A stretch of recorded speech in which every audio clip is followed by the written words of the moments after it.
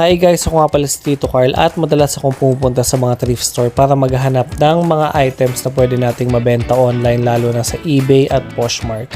At eto nga, nakahanap tayo ng napaka-rare pagkatapos mahal na vintage Halloween decor. Nakikita nyo guys na napaka-detalyado ng pagkagawa nito.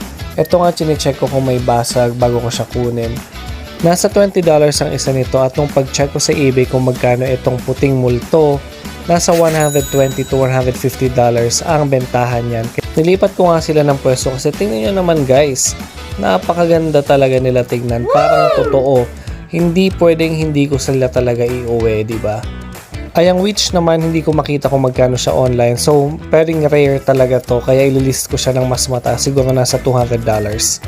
At eto guys, may pa-bonus pa. Nakita ako ng off-white na t-shirt. Medyo mamahalin yung ganitong klase ng brand.